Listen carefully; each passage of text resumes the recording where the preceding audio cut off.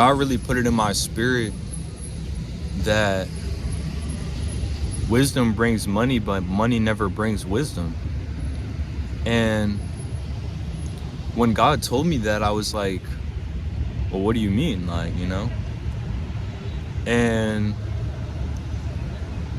to be honest, I think that a lot of times, a lot of people, they just want money because they think money will change their life, And I think it's true, money will change your life. But at the end of the day, I really do believe that wisdom brings money. And that if you have wisdom and you can see clear, that money is your birthright and that it's bound to come,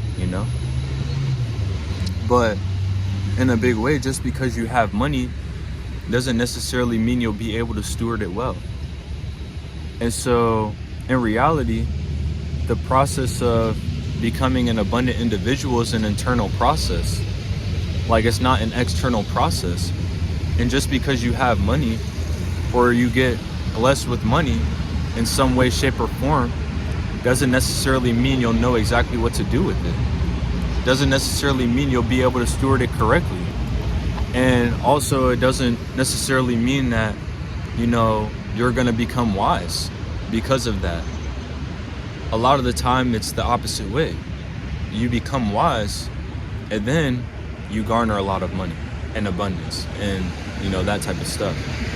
Because now you're able to actually properly steward that amount of money and that wealth, But I truly believe that wealth and abundance is our birthright.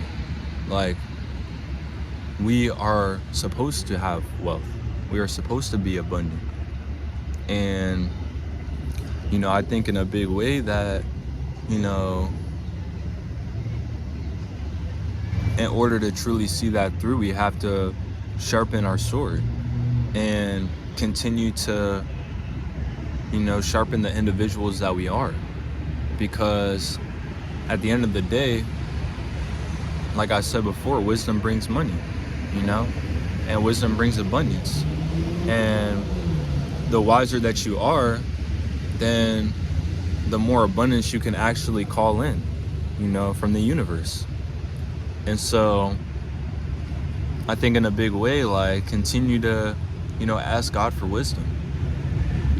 Solomon was the wisest person to ever live, like, biblically speaking. But Solomon was also, like, one of the richest, like, if not the richest man, like, to ever touch the planet. And he called in a lot of abundance because of his wisdom. But in a lot of ways, you look at other people and they have a lot of money, but they're not necessarily wise.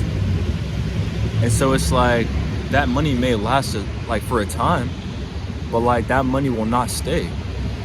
And that money will only just vanish in the thin air, So I think that, ask God for wisdom.